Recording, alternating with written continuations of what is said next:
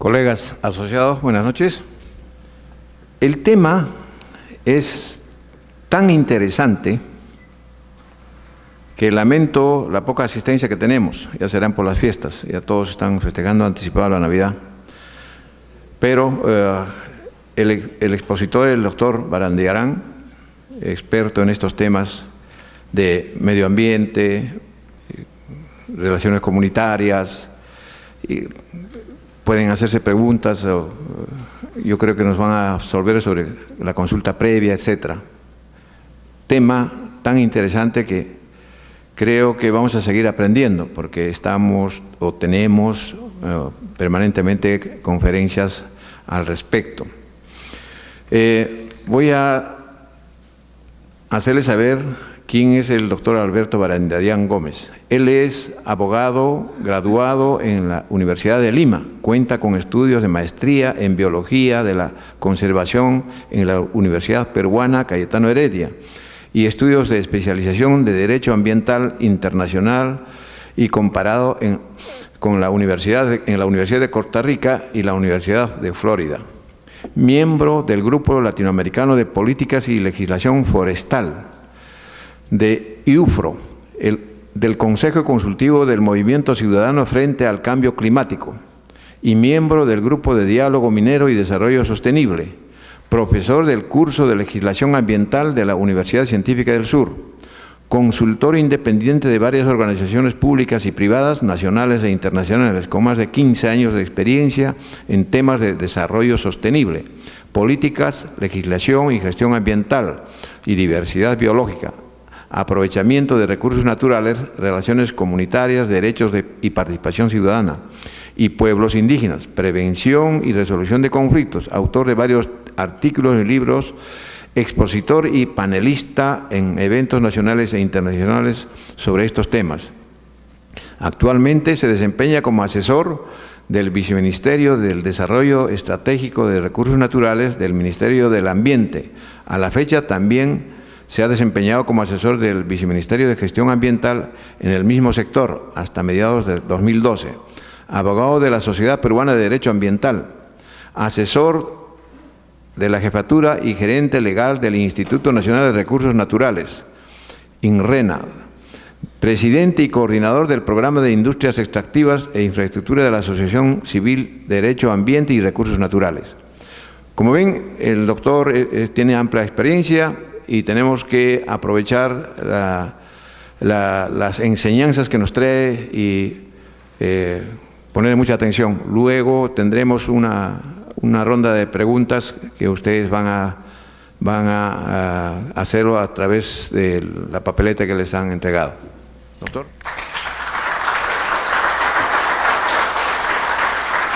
Muchas gracias. Bueno, primero, buenas noches. Quiero agradecer al Instituto Ingenieros de Minas del Perú por la invitación y la oportunidad de poder conversar de estos temas que sin duda están muy en boga a la fecha.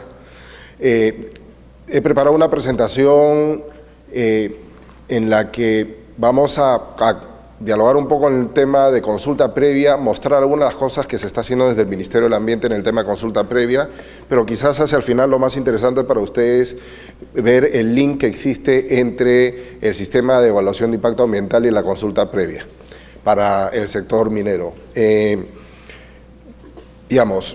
Reconociendo además que el Ministerio del Ambiente no es el ente rector de la consulta previa, sino el Ministerio de Cultura a través del Viceministerio de Interculturalidad.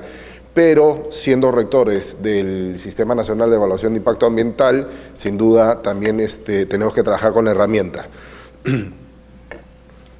Vamos a tratar de manejar esta tecnología.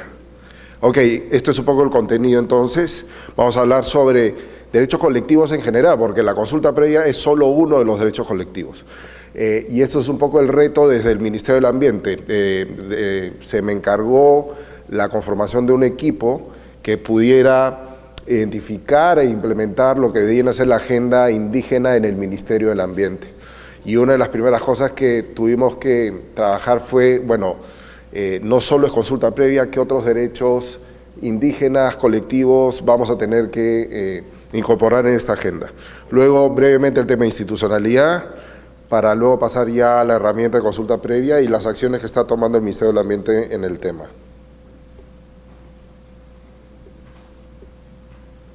Derechos colectivos, entonces. Bueno, esto resume de alguna manera el marco legal, ¿no? Existe este convenio 169 de la OIT, que es del año 95.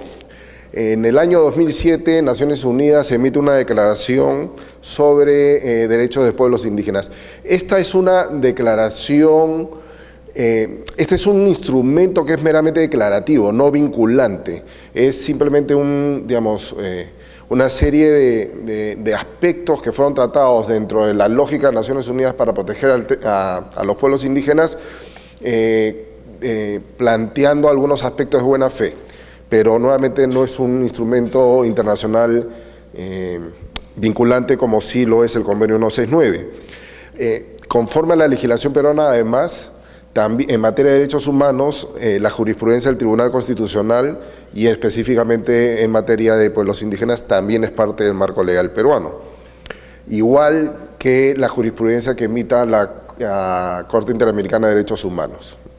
Y finalmente, la ley de consulta previa y su reglamento. Estos son los derechos a los que me refería hace un momento. El más conocido, digamos, últimamente es el tema de consulta previa, pero tenemos algunos otros que sin duda son también importantes.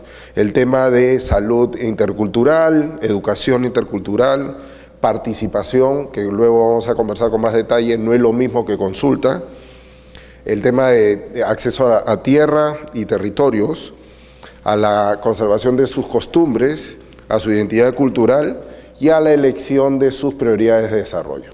Estos nuevamente son ya derechos reconocidos con el marco que mencionaba en la diapositiva anterior. ¿Cómo surge el convenio 169? En realidad hay un antecedente dentro de la OIT y uno además se dice ¿por qué el tema indígena está en la OIT, que es la Organización Internacional del Trabajo?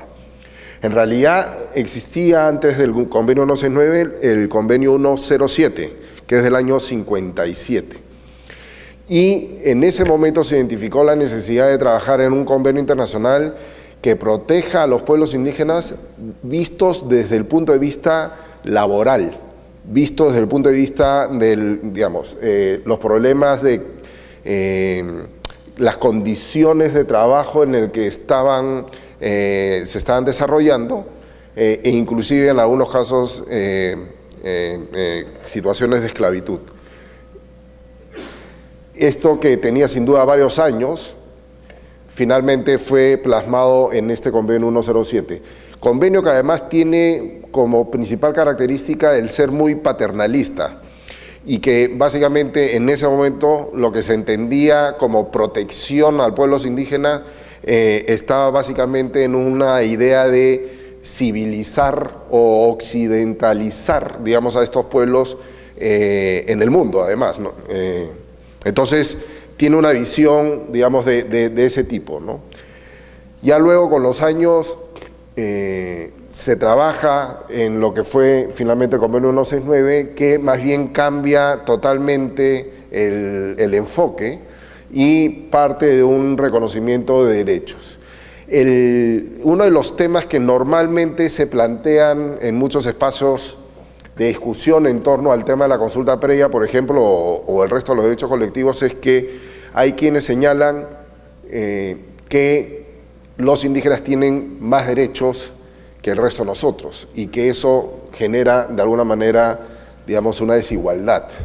En realidad, el tema del convenio 169 más bien lo que intenta es equilibrar la situación de desigualdad con la que subsisten los pueblos indígenas, quienes no han estado participando históricamente de la toma de decisiones, ¿no? Han estado ausentes del tema de decisiones y para de alguna manera facilitar o permitir esta participación en esta toma de decisiones es que se han generado este tipo de mecanismos.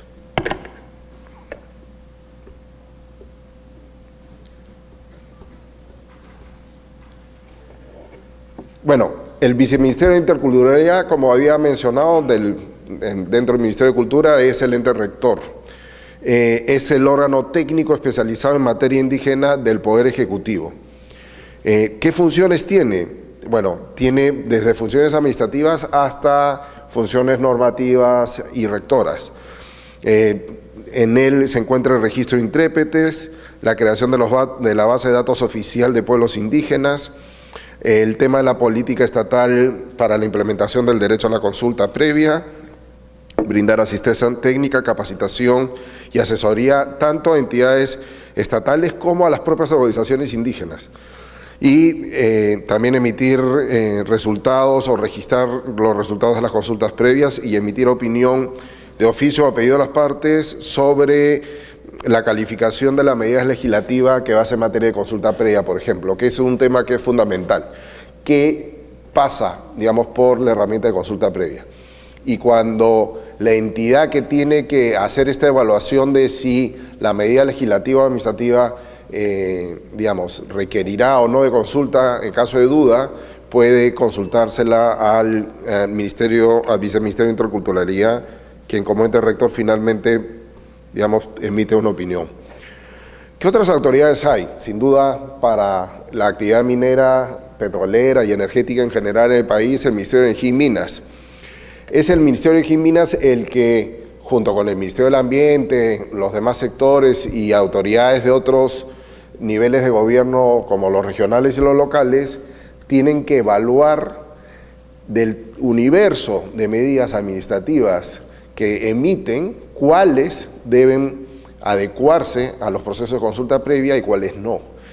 ¿Qué medidas legislativas son las que tienen o no que pasar por la herramienta? Entonces, digamos, entiendo que el Ministerio de Energía y Minas lo que ha hecho es una evaluación, por ejemplo, de su TUPA, y a partir de ahí ha ido identificando qué procesos administrativos van a requerir pasar por un proceso de consulta.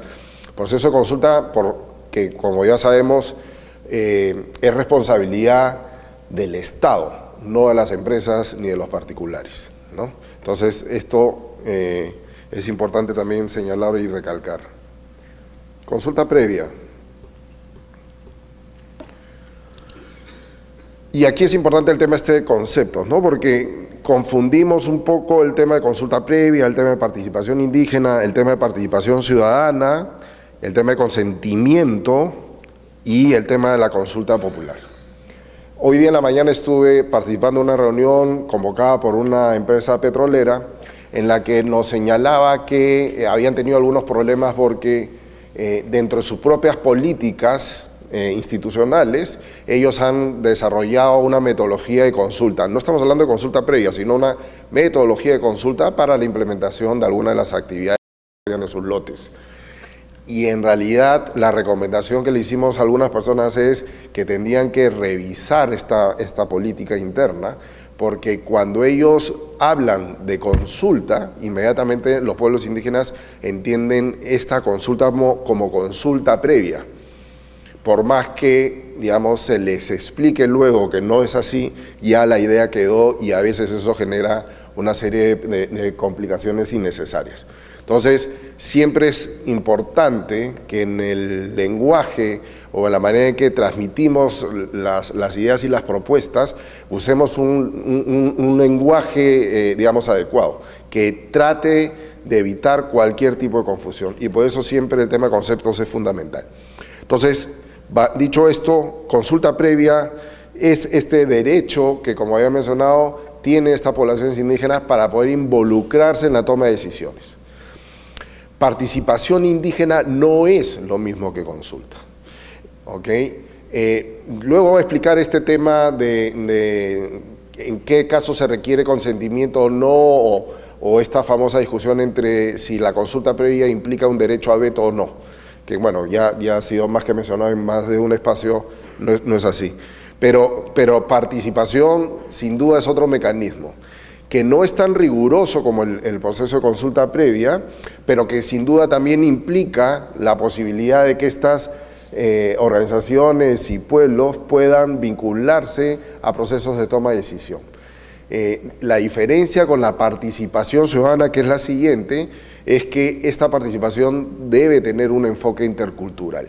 Y cuando hablamos de enfoque intercultural, no es solo un tema de traducciones o del lenguaje, es un tema de tratar de entender la visión y la cultura que el otro tiene al momento de iniciar un diálogo. Hace algunos años conversamos con algunas personas que nos decían, por ejemplo, cómo nos expresamos en el diálogo. Normalmente nosotros tenemos esta actitud de diálogo en donde alguien habla primero, el otro escucha, y luego de una pausa el otro responde y el primero escucha. Y es como si fuera un partido, digamos, de tenis en donde las intervenciones van pasando de un lado a otro. Si ustedes tienen la oportunidad digamos, de dialogar con algunas culturas indígenas, a mí me ha pasado, hablan todos a la vez.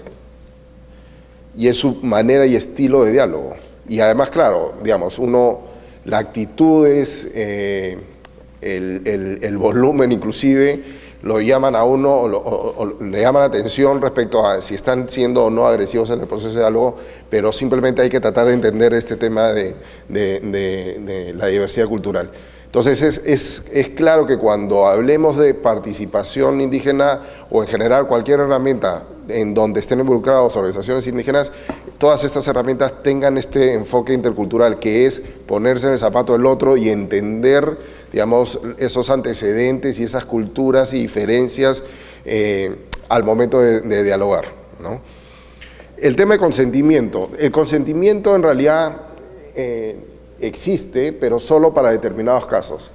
Por ejemplo, la Corte Interamericana de Derechos Humanos en algunas sentencias o jurisprudencia ha regulado que el tema de consentimiento es absolutamente necesario para el caso de reubicación de poblaciones indígenas. Hay, por ejemplo, sentencia de la Corte en un caso llamado de Aguas Tigni, que era la construcción de una represa que implicaba el trasladar varias comunidades indígenas de la zona donde se iba a desarrollar la represa. Y esto no se había cumplido y finalmente a través de la sentencia se ordenó al gobierno nicaragüense el cumplimiento de este proceso para obtención del consentimiento de las poblaciones. Entonces, sí hay algunos casos muy específicos en donde este nivel de consulta, en algunos casos o de participación, requiere expresamente un consentimiento. Y finalmente lo que se conoce como las consultas populares, que en realidad son mecanismos de participación ciudadana también reconocidos en la Constitución y en otras normas específicas, como por ejemplo el referéndum, entre otros. Bueno, la ley de consulta previa, el artículo 2 señala claramente que este es un derecho de estos pueblos indígenas a ser consultados previamente a que se tomen estas medidas administrativas o legislativas, que tienen medidas que tienen que, digamos, generar afectación directa a los derechos colectivos. ¿Qué significa esto? O sea, si no se determinase que haya afectación directa a estos derechos colectivos, no corresponde consulta. Y es ahí en donde, digamos, hay una enorme dificultad muchas veces para poder establecer o no esta afectación. Y es además la gran razón por la que en la mayoría de los casos es sumamente complicado establecer de manera previa o predeterminar en qué caso se requiere y en qué caso no se requiere pasar por el proceso de consulta previa. En la mayoría de las situaciones hay que hacer un análisis caso por caso. Pero además, no solo a sus derechos colectivos, sobre su existencia física, identidad cultural, calidad de vida o desarrollo. También corresponde efectuar consulta respecto de planes, programas y proyectos de desarrollo nacional y regional que afecten directamente a estos derechos de estos pueblos, ¿no? Aquí es importante señalar que la norma no ha incorporado el tema de políticas, sino desde el siguiente nivel, esto es desde planes y programas. Características. Bueno, digamos, estos procesos de consulta tienen sin duda que estar acompañados de estos principios o características, ¿no? El tema de transparencia es fundamental, carácter previo, sin duda, afectación directa, como lo había señalado hace un momento. Bueno, saber que se trata de una medida administrativa o legislativa para los abogados, por ejemplo, en materia de gestión pública existen los actos administrativos y actos de la administración. Entonces, por ejemplo, estos últimos no están dentro de la lógica de los procesos de consulta. Sin duda, por una razón obvia, y los actos de administración simplemente son aquellos aspectos en donde del día a día de la gestión, que no generan ningún tipo de derecho. La finalidad de la consulta es llegar a un acuerdo o un consentimiento, que no es lo mismo. Nuevamente, consentimiento será, por ejemplo, en el caso de reubicaciones, acuerdos para el resto de las situaciones. Inclusive en aquellos aspectos en donde los propios indígenas puedan llegar a un acuerdo, existe también la obligación del Estado de cautelar algunos derechos, incluso en contra de su propia voluntad. Por ejemplo, el tema de desechos radioactivos.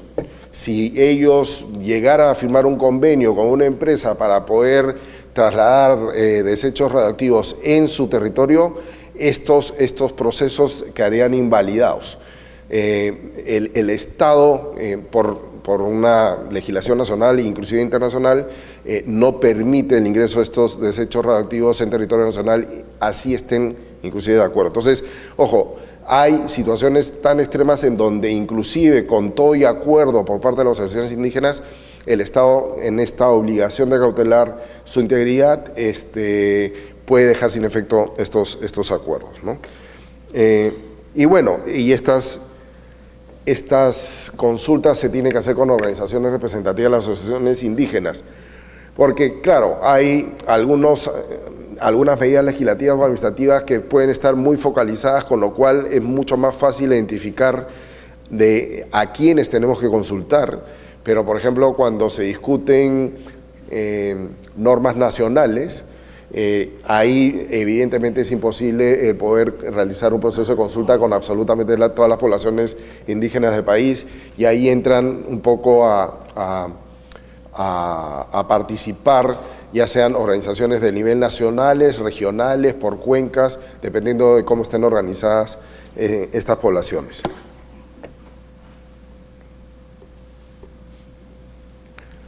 ¿A quiénes se les consulta? Este es un gran tema, ¿no? Porque hemos visto desde hace algunos meses todas estas discusiones de quiénes son considerados pueblos indígenas y quiénes no.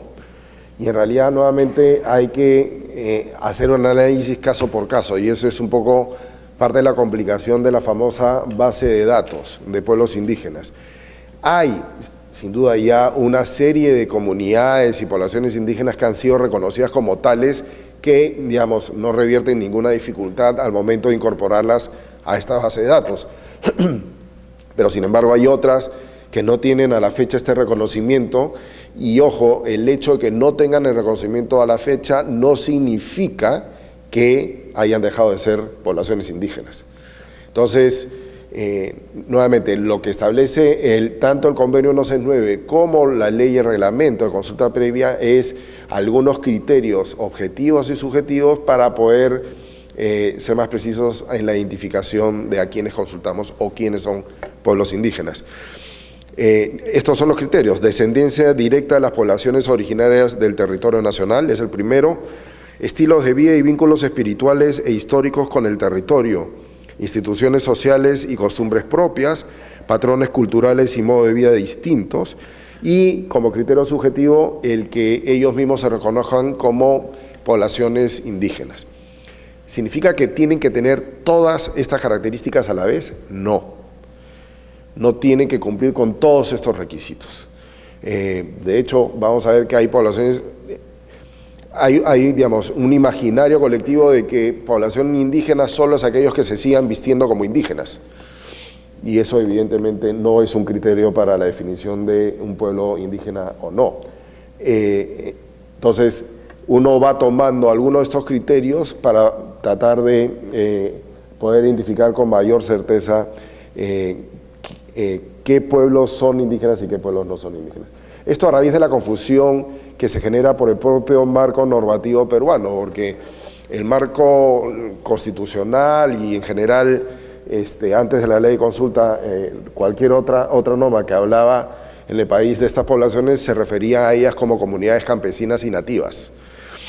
Y eso es una creación del marco regulatorio peruano, no necesariamente responde a estos debates y discusiones internacionales en torno al tema. Y bueno, además en el caso de las comunidades campesinas tenemos también las dificultades de que, por ejemplo, hay algunas que han obtenido ese título a raíz de procesos como, por ejemplo, reforma agraria, entre otros, ¿no? Entonces, eso es lo que ha ido complicando un poco más, digamos, el abanico de posibilidades. Principios de la consulta. Sin duda, oportunidad. Si no lo hacemos previa a la medida legislativa, ya no tiene ningún sentido. Uno no puede subsanar después de tomar la medida legislativa o administrativa, ¿no? Bueno, buena fe, ausencia de coacción, flexibilidad, tiempo razonable, información oportuna y adecuada, diálogo intercultural, esto a lo que me refería hace un rato.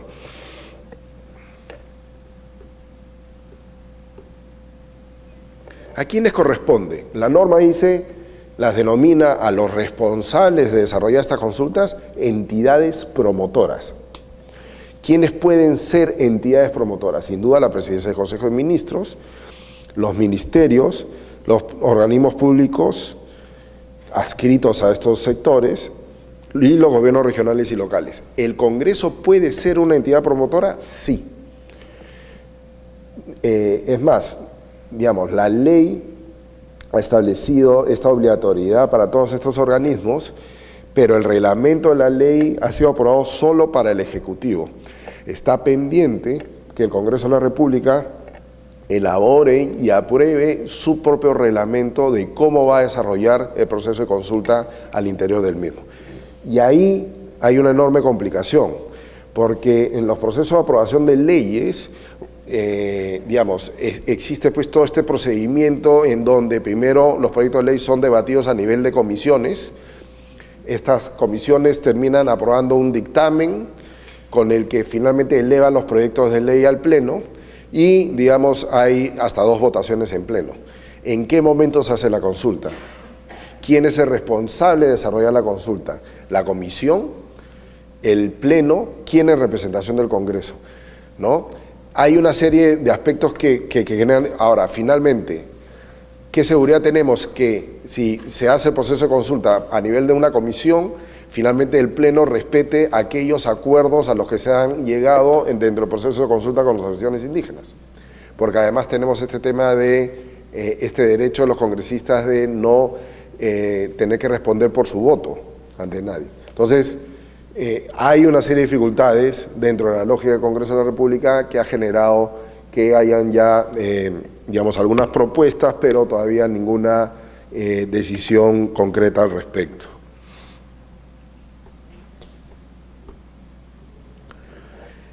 Lo otro es que, además, la ley y el reglamento nos ha puesto en un supuesto típico o el procedimiento estándar, digamos, de consulta para efectos de identificar quién es la entidad promotora. Por ejemplo, si el Estado va a desarrollar un proyecto carretero que pasa por un territorio indígena o por tierras indígenas, digamos, quien va a elaborar el proyecto en todas sus fases, ¿no? Desde el diseño, prefactibilidad, factibilidad, etcétera, etcétera, es una sola organización, en este caso, por ejemplo, el Ministerio de Transportes y Comunicaciones. No queda ninguna duda que la entidad promotora entonces de un proceso de consulta es el Ministerio de Transportes en ese caso. La pregunta es, ¿qué pasa cuando en un proceso participan más de una entidad o autoridad? Y nos ha pasado con el caso de las llamadas áreas de conservación regional, que son una de las modalidades de áreas naturales protegidas reguladas en la Ley de Áreas Naturales Protegidas y su reglamento. En las áreas de conservación regional, quien se encarga de elaborar y de diseñar el expediente técnico son los gobiernos regionales. Este expediente técnico luego pasa al CERNAM, que es el Servicio Nacional de Áreas Naturales Protegidas, es un organismo adscrito al Ministerio del Ambiente, quien emite una opinión técnica respecto de ese expediente técnico, y finalmente el CERNAM eleva todo el expediente técnico, incluida su opinión, al Ministerio del Ambiente para que se emita el correspondiente decreto supremo de creación del área de conservación regional. Entonces la pregunta del millón es, ¿quién es la entidad promotora? En un primer momento, por ejemplo, el Ministerio de Cultura dijo, ¿quién aprueba la medida que va a afectar directamente a los derechos colectivos de los pueblos indígenas? El Ministerio del Ambiente. Entonces ellos son la entidad promotora. Y claro, dentro del Ministerio del Ambiente dijimos, un momento, a nosotros nos llega el expediente listo. Nosotros no hemos tenido ningún contacto con las poblaciones indígenas. Entonces, acá tiene que haber algún tipo de, digamos, de falla en el criterio. Y entonces, sentándonos con el CERNAM, identificamos cuáles eran los pasos que tenían que seguir cada una de las entidades que participaban del proceso para efectos de identificar quién es la autoridad que se encuentre en mejor condición de identificar si hay o no afectación directa a los derechos colectivos de las poblaciones. En el caso puntual del ACR Maijuna, que es un área de conservación que se está creando en Loreto, donde hay poblaciones maijunas y quichuas, tuvimos que hacer este trabajo. Y lo que se identificó es que es el gobierno regional, al momento de hacer el expediente, quien está en condiciones de saber si van a afectarse o no poblaciones indígenas, quien está en condiciones de saber si hay o no tierras indígenas dentro del área que se está proponiendo crear. Y entonces es en ese momento que dijimos, para el caso, o sea, primero reconocer que ni la ley ni el reglamento se ha puesto en estos supuestos, en donde hay más de una autoridad vinculada al proceso. Y segundo, en esos casos, ante ese vacío legal, lo que hay que aplicar ya no es la entidad que aprueba, sino quién está en condiciones de poder definir mejor si hay o no afectación directa. En esa lógica propusimos que sea el gobierno regional ha aceptado y el Ministerio de Cultura nuevamente cambió de opinión y aceptó la propuesta del MINAM. Es algo similar, por ejemplo, a lo que está pasando en el caso de los lotes petroleros. Hay ya un par de lotes petroleros en los que se ha anunciado que se va a hacer consulta previa, el 192, no recuerdo si es el 115 o 116, en el caso en Ucayali, el primero es en Loreto. El encargado ya oficialmente desarrollar los procesos de consulta no es el Ministerio de Minas, que es el que aprueba el decreto supremo con la creación y la suscripción de los contratos, sino Perupetro, que es la entidad que se encarga de todo el proceso de licitación. Entonces, este mismo criterio se está aplicando otra vez a otros casos similares, donde participa más de una autoridad. Bueno, esto ya lo mencioné. Etapas, ¿no?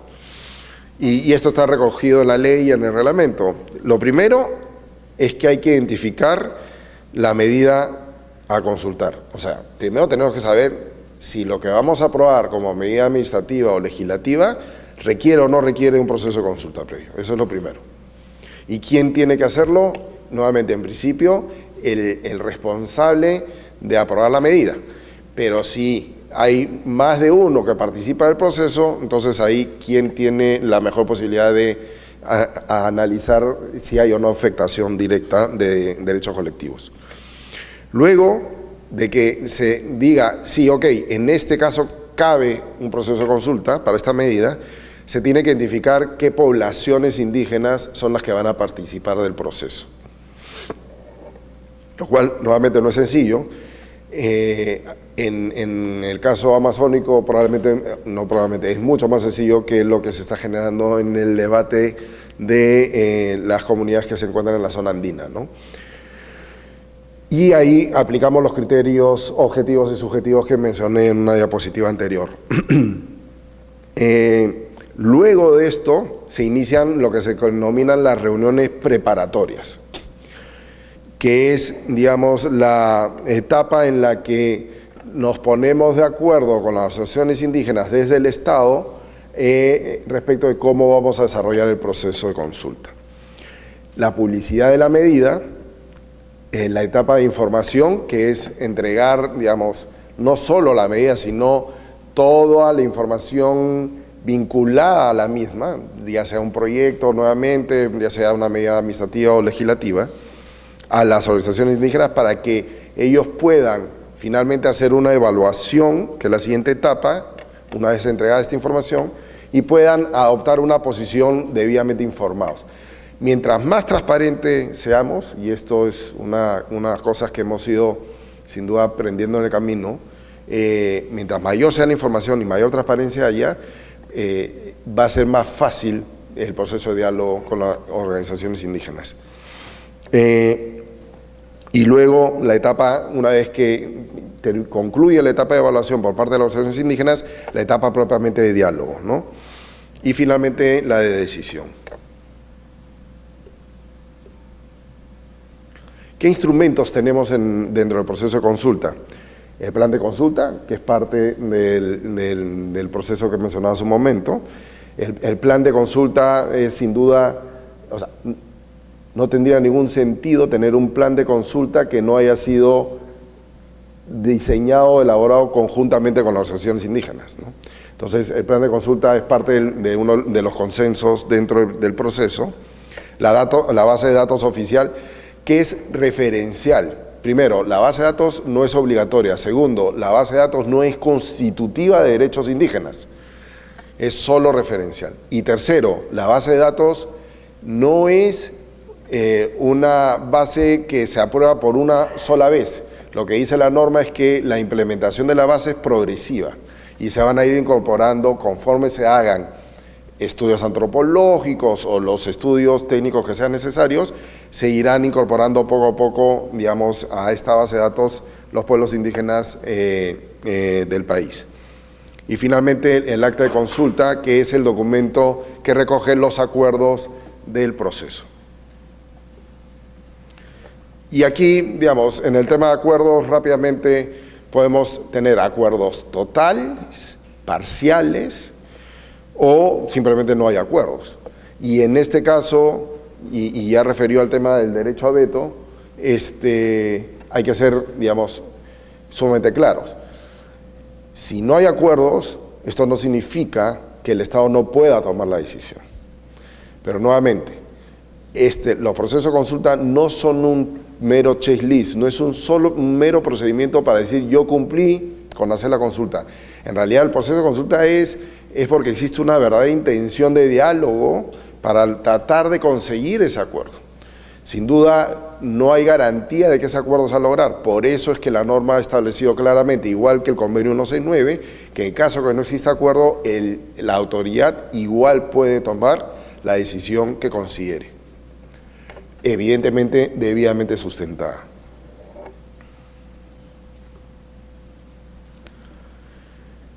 A esto me refería hace un rato, ¿no? El consentimiento no es sinónimo de derecho a veto. Cuando uno habla de que en algunos casos se requiere consentimiento es porque, digamos, la medida que se está tomando es tal que, y no solo aplicable a los derechos indígenas, sino en realidad cualquiera, requiere de un consentimiento por parte de estas poblaciones, ¿no? Y ahora, digamos, entonces claro, una vez que se aprueba la ley, inmediatamente, y el reglamento del Ejecutivo, inmediatamente cada uno de los ministerios empezó a revisar, digamos, qué procedimientos tenían que pasar por el proceso de consulta. En el caso del Ministerio del Ambiente, el TUPA tiene 4 procesos administrativos, ese es el más fácil de todos. Revisamos el TUPA y vimos que ninguna de las medidas administrativas pasaba por consulta. No obstante, hay una serie de medidas que igual adopta el MINAN, por ejemplo, la creación de áreas naturales protegidas, que requerirían de un proceso de consulta. Y lo que estamos haciendo es, sobre la marcha, ir identificando qué requiere y qué no requiere pasar por un proceso de consulta.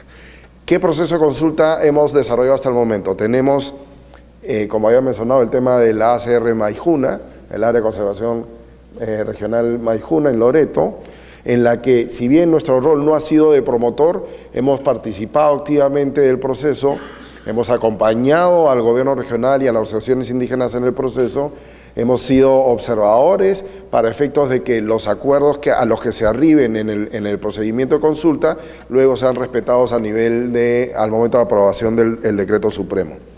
Acabamos de iniciar un proceso de consulta con las organizaciones indígenas que están vinculadas al área, a la zona reservada Sierra del Divisor, que es un proceso en el que se va a categorizar esta zona reservada y en el que sin duda Cernán y Minan tenemos una enorme responsabilidad de sacar adelante el proceso de consulta. A la fecha hemos logrado en tiempo récord aprobar el plan de consulta con las organizaciones indígenas y estamos pasando a las siguientes etapas del mismo. Como había mencionado, la identificación de otras medidas en el TUPA, pero además no solo en el TUPA, sino en otras normas en las que se describan funciones del Ministerio y en proyectos de normas que son de responsabilidad del Ministerio del Ambiente también.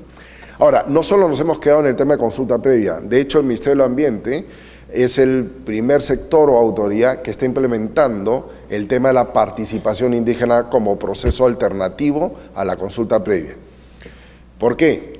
Porque hay una serie de mecanismos que no generan una afectación directa a derechos colectivos, pero en las que sin duda, para poder implementarse a futuro, vamos a requerir, y para evitarnos además problemas, vamos a requerir incorporar en el proceso de discusión a las organizaciones indígenas. Es en esos temas en donde hemos creado una metodología de participación indígena. Nuevamente, la participación indígena es un derecho colectivo, es una obligación del Estado, sí, porque está contenida en el convenio 169. No obstante, no hay una norma nacional que regule la misma. Entonces, en base a eso es que nosotros hemos desarrollado este mecanismo de participación indígena. Lo hemos desarrollado en el Forest Investment Program, que es, digamos, para el tema de cambio climático. Hay un fondo mundial que va a financiar una serie de mecanismos de mitigación y de prevención. Uno de esos mecanismos es el tema de RED, el mecanismo RED, que es reducción de emisiones por deforestación y degradación, está muy vinculado al tema de manejo de bosques. Y en este proceso del FIP hay un financiamiento importante por parte de este Fondo Mundial, a través del Banco Mundial y otras entidades y otras multilaterales, y la estrategia de cómo se va a implementar este programa ha sido consultada con las organizaciones indígenas. Es más, nos han acompañado a Washington en las discusiones con los bancos para refrendar lo que ha sido la propuesta país frente al proceso global. Igual el RPP, que es otro plan vinculado al tema RED, en la Estrategia Nacional de Cambio Climático que estamos actualizando va a haber un proceso de participación indígena. En la Estrategia Nacional de Diversidad Biológica y la Estrategia Nacional de Humedales estamos justo iniciando el proceso de participación indígena también con las organizaciones nacionales AIDESEP y con el CONAP. Finalmente, el tema del CIA. ¿Cómo comulga el tema de la consulta previa con el CIA? Y uno de los primeros aspectos que tuvimos que tener claro primero es, nosotros no somos la autoridad ambiental sectorial para actividades mineras o de hidrocarburos o de energía. Esta autoridad ambiental, ¿quién es? El Ministerio de Energía y Minas, a través de la Dirección General de Asuntos Ambientales Mineros o la Dirección General de Asuntos Ambientales Energéticos. Es lo primero que tiene que quedar claro. Segundo, nosotros no somos el ente rector de consulta previa. ¿quién es el responsable de verificar, supervisar que se estén cumpliendo con este marco legal de realizar consultas previas? Es el Ministerio de Cultura a través del Viceministerio de Interculturalidad. Dicho esto, entonces dijimos, bueno, ok, ¿y entonces cuál es nuestro rol?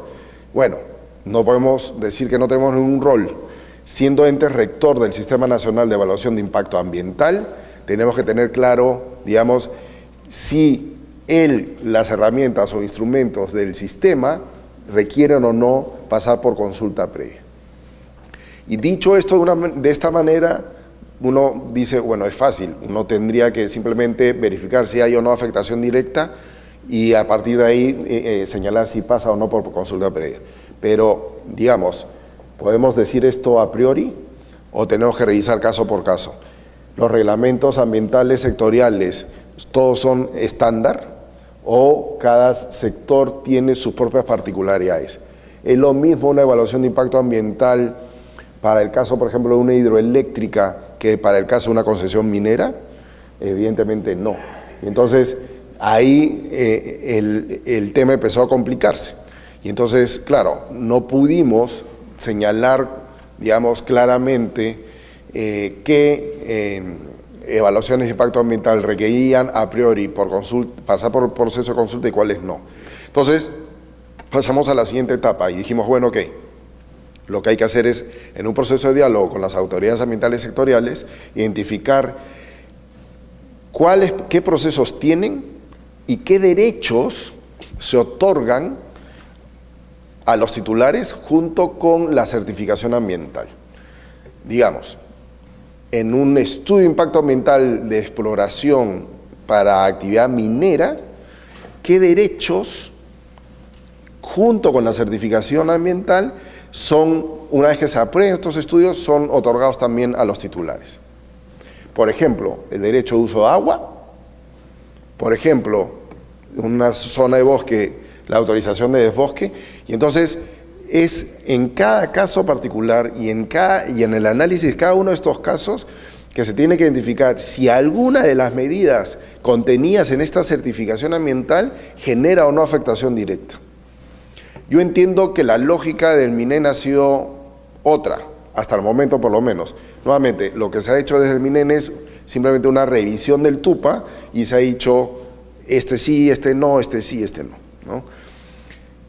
No obstante, digamos, ese análisis, sin duda válido, puede generar en algún momento algunas dificultades, porque el hecho que el MINEN, el Ministerio de Energía y Minas, diga en qué caso sí, en qué caso no, no necesariamente significa que las asociaciones indígenas van a estar en total acuerdo respecto de esa opinión.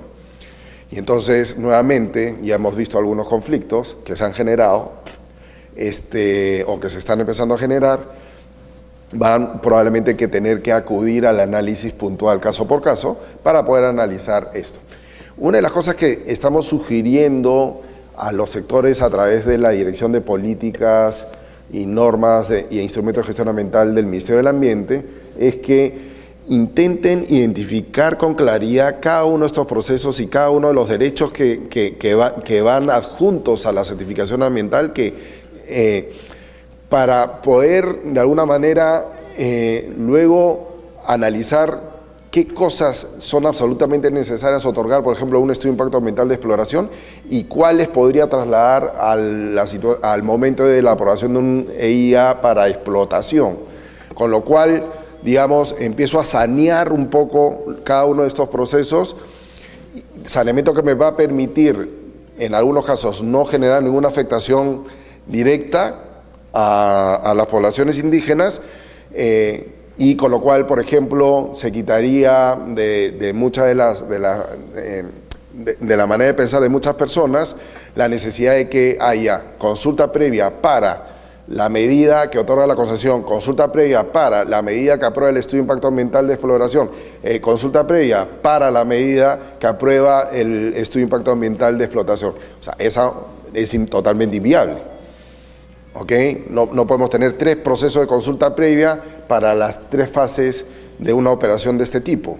Entonces, pero sin embargo, sí nos obliga a revisar nuevamente qué tipo de derechos se adquieren junto con la certificación ambiental, sanear el tema y quizás trasladar a un solo momento el tema de la consulta previa.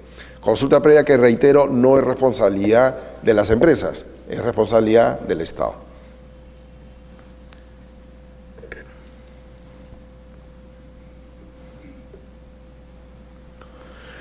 Y es esto en realidad lo que nos obligó a hacer ese análisis. El reglamento de consulta previa, la 6ª disposición complementaria, transitoria y final, establece que los instrumentos del CIA, ¿cuáles son estos instrumentos? La evaluación, el estudio de impacto ambiental detallado, el estudio de impacto ambiental semidetallado, las declaraciones de impacto ambiental y ahora las evaluaciones ambientales estratégicas, que es un instrumento para políticas, planes y programas públicos. Bueno, lo que establecía esta disposición es que estos instrumentos del CIA tienen que incluir información sobre afectación directa de derechos colectivos de pueblos indígenas. Es por esta razón que el MINAN se vio obligado a hacer este análisis respecto de estas obligaciones ambientales sectoriales. Y es esto un poco el resumen, ¿no?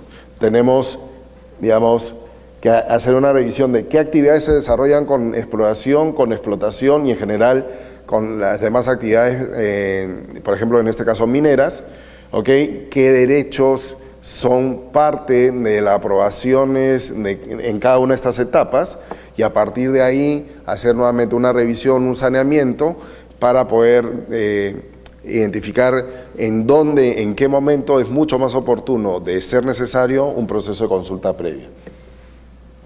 Bueno, eso sería todo. No sé si hay algunas preguntas, con todo gusto, referidos al tema específicamente de inversiones mineras. Nuevamente, gracias por la invitación. Ahora sí, iniciamos el bloque de preguntas a cargo del ingeniero Jorge Guamán. Bien, colegas, agradezco al doctor Barandiarán por la excelente exposición. Como sabemos, las preguntas son por escrito. Por favor, vamos a tratar de respetar esto para evitar discursos. ¿Cómo puede explicarnos el traslado de población de Morococha con consentimiento dividido? Pregunta Jorge Beltrán. A ver, déjame ver si entendí bien la pregunta. En los procesos de reubicación de poblaciones en general, no necesariamente indígenas, hay la necesidad de obtener el consentimiento de estas poblaciones, más allá de si son o indígenas o no. Lo que yo he estado explicando y describiendo es que dentro del convenio 169 hay una expresa mención al tema para el caso de las poblaciones indígenas.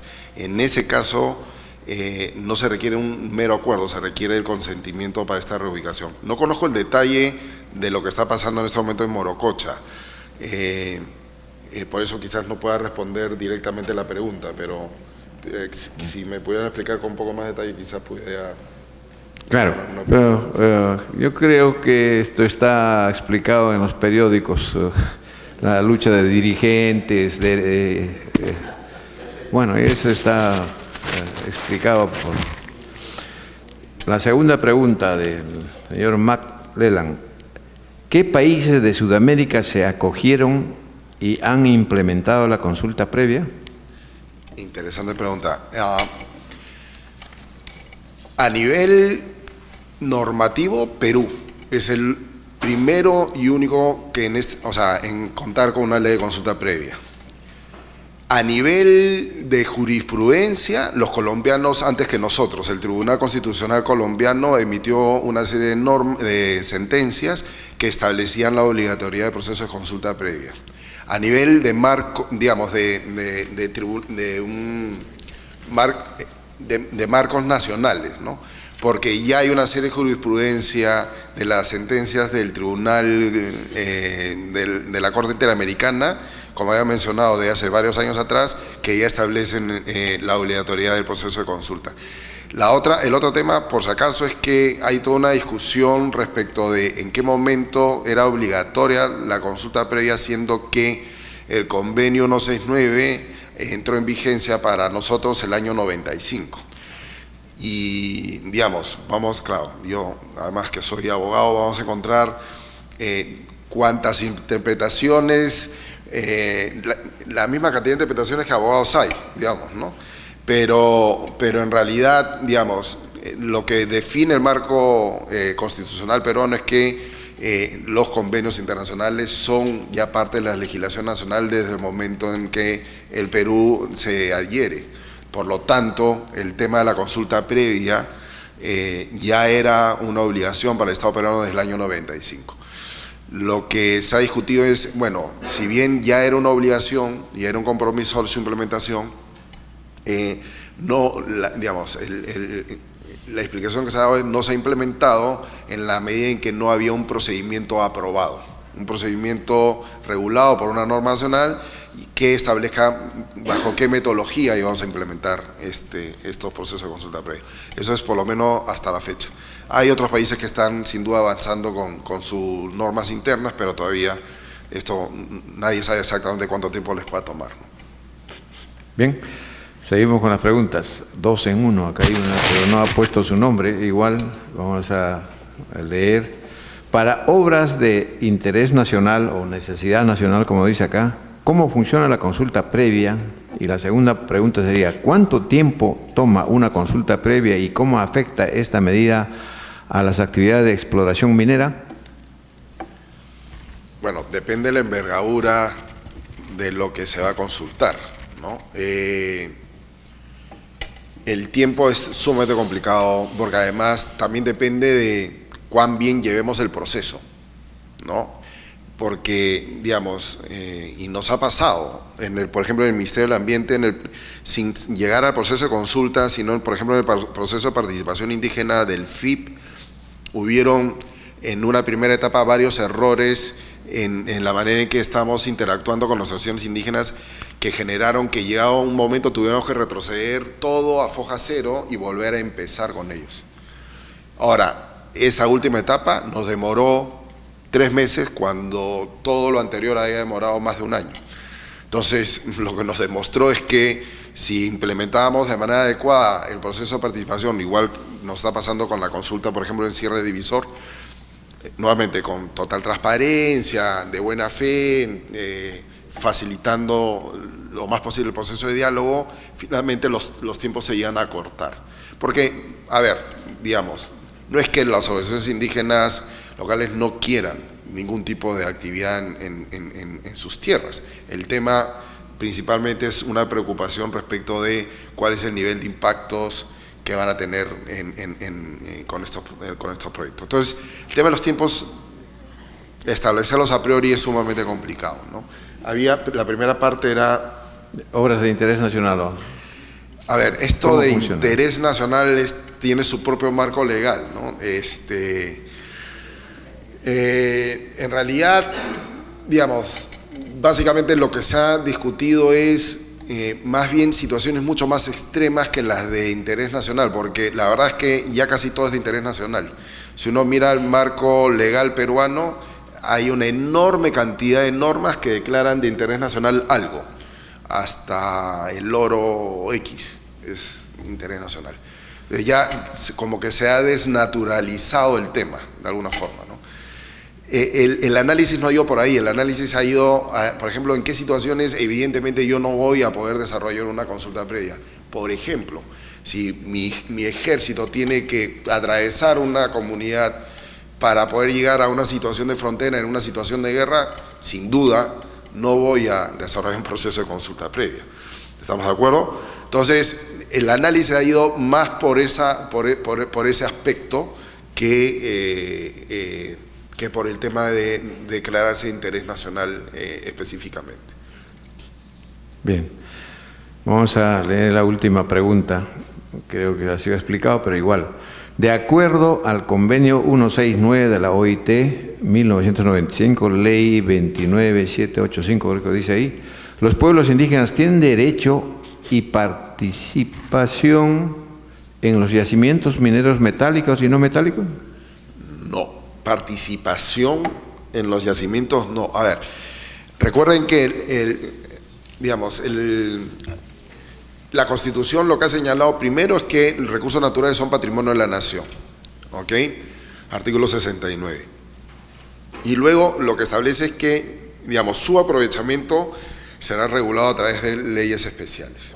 Luego tenemos la Ley Orgánica de Aprovechamiento Sostenible de Recursos Naturales, que lo que define es, digamos, los mecanismos y modalidades para que los particulares puedan acceder al aprovechamiento de estos recursos naturales, dígase concesiones, permisos, licencias, autorizaciones, etc.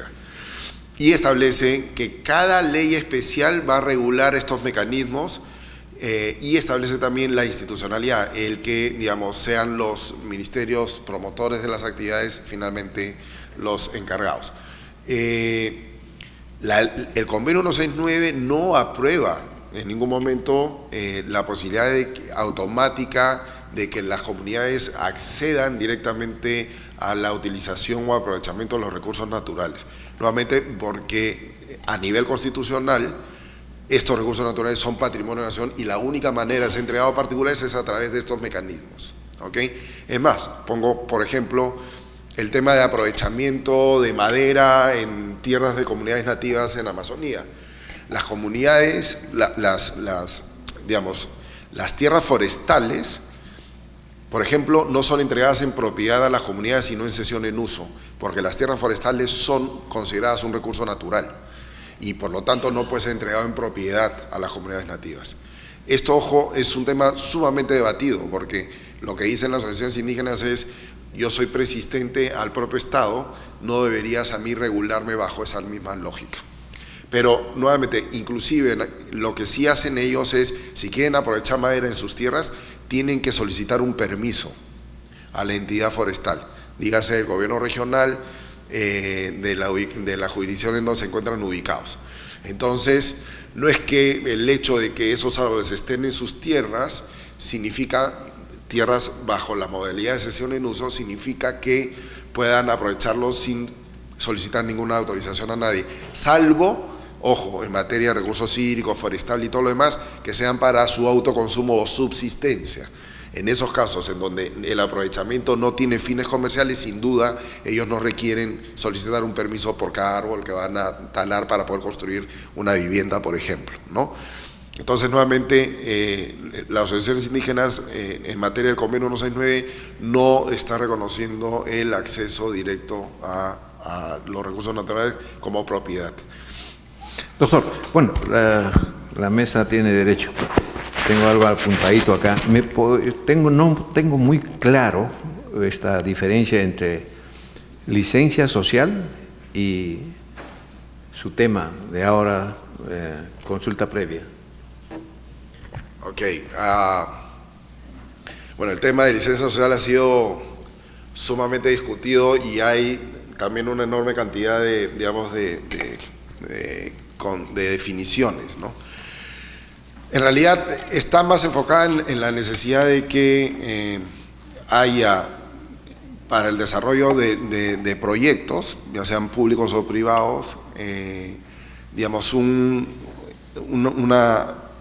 aceptación, quizás la palabra no necesariamente sea aceptación, sino que requiera de alguna manera un proceso de diálogo previo y entendimiento con las poblaciones locales. No es exclusivo de pueblos indígenas, además, es en general para cualquier ciudadano. Sí, y ha sido un término muy acuñado para, por ejemplo, todos los procesos vinculados a los estudios de impacto ambiental, referido básicamente al proceso de participación ciudadana, ¿no?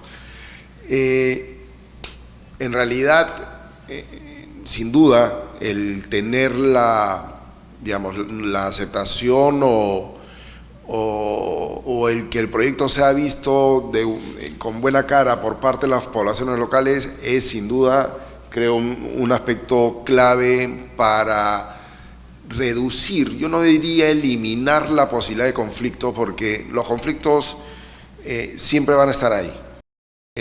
Lo que sí creo es que se van a reducir posibilidades de conflictos, ¿no? En casa tenemos conflictos mañana, tarde y noche, en el trabajo tenemos conflictos tarde y noche. Imagínense en una situación de convivencia entre proyectos y comunidades locales. Por eso, nuevamente, quien diga que no va a haber conflictos, nos está engañando. Pero sí la posibilidad de que haya un entendimiento con las poblaciones locales reduce este tema. Lo otro que además es importante es entender que esta licencia no es un mero trámite reducido únicamente a la oportunidad de participación ciudadana en los estudios de impacto ambiental. Hay una serie de proyectos que han mostrado que, por ejemplo, desde el diseño del proyecto, en el proceso de diálogo e intercambio de información, las propias comunidades terminan apropiándose del proyecto y terminan siendo los principales defensores del proyecto.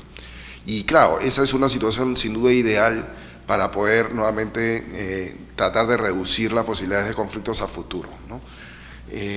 Podemos sin duda sobre el tema hablar muchísimo más. Es largo. Agradecemos al doctor Barandiarán su excelente exposición y la respuesta a las preguntas. Quería hacerle un pequeño presente de parte del instituto. Doctor. Muchas gracias, muy amable.